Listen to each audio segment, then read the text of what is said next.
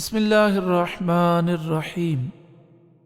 میرے استاد محترم امیر المجاہدین حضرت علامہ خادم حسین رضوی علیہ الرحمہ کا سفر زندگی انہی کی زبانی ہم سماعت کر رہے تھے۔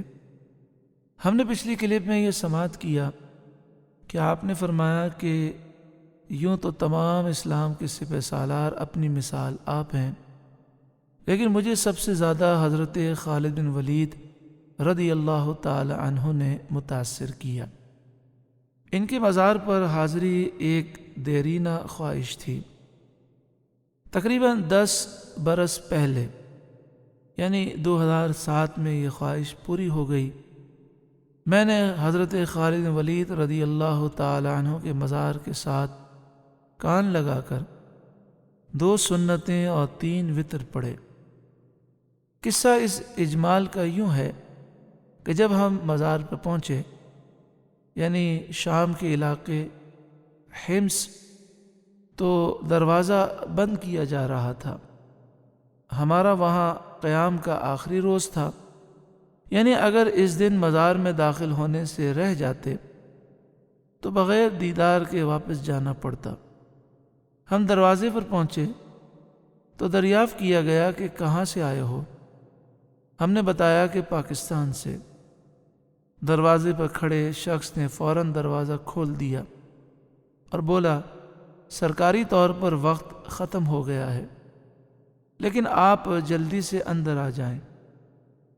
ہم اندر داخل ہوئے، یعنی غیر متوقع طور پر ہماری شکلیں دیکھ کر دروازہ کھول دیا گیا تھا۔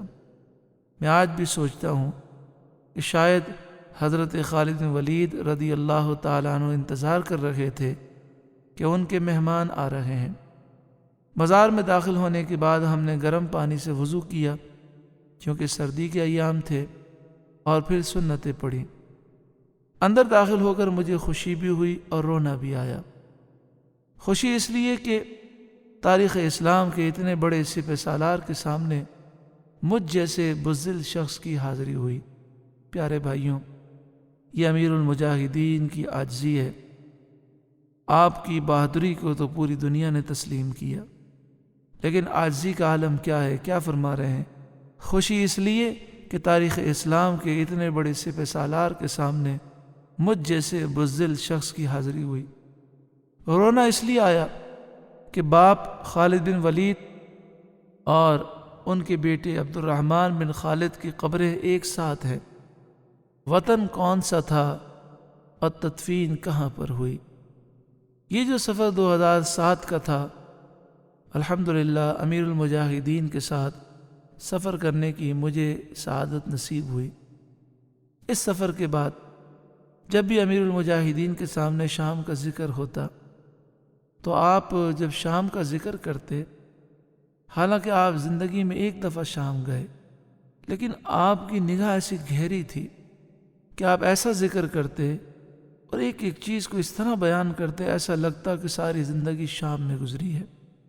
آپ اپنی اکثر تقریروں میں، امیر المجاہدین اپنی اکثر تقریروں میں حضرت خالد بن ولید رضی اللہ تعالیٰ عنہ کے مزار کا جب ذکر کرتے ہیں تو آپ کہتے ہیں، وہاں پر میں نے ایک تختی لکھی ہوئی دیکھی کہ حضرت خالد بن ولید رضی اللہ تعالیٰ عنہ نے وقت وصال یہ فرمایا کہ دنیا کے بزدلوں کو میرا یہ پیغام دے دینا کہ اگر موت میدان جنگ میں جانے سے آتی تو خالد بن ولید کو آتی۔ جسم کا کوئی حصہ ایسا نہیں، 4 انگل یا 1 بالش جتنا بھی حصہ ایسا نہیں جہاں پر تیر، نیزوں اور تلواروں کے زخم نہ ہوں، مگر موت بستر پر آئی تو موت میدان جنگ میں جانے سے نہیں آتی، موت اپنے وقت پر آتی ہے۔ آپ فرماتے ہیں، آپ کا فرمان آخر میں سماعت کر لیں، آپ فرماتے ہیں، جیل جانے سے پہلے میری پگڑی 9 گز کی تھی، اب جیل سے نکلنے کے بعد 11 گز کی ہو گئی۔ یہ جملہ آپ کا کئی معنی پر مشتمل ہے۔ یعنی ایک تو یہ کہ میں بار بار جیل گیا، جتنی دفعہ جیل میں گیا ہوں، جیل میں جانے کے بعد میری عزت میں کمی نہیں آئی بلکہ عزت میں اضافہ ہو گیا۔ حالانکہ بندہ جیل میں جائے تو تو اس کی عزت میں کمی آتی ہے۔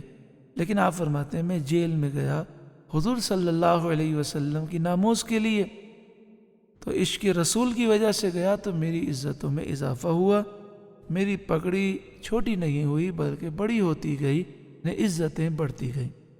اور دوسرا معنی یہ بھی ہو سکتا ہے کہ امیر المجاہدین فرماتے ہیں کہ جیسے جیسے وقت گزرتا گیا میرے دل میں شہادت کا شوق پیدا ہوتا گیا، اور میں نے اپنی پگڑی بڑی کر لی کہ اگر دوران سفر مجھے شہید کر دیا جائے تو میری پگڑی ہی سے مجھے کفن پہنا دیا جائے۔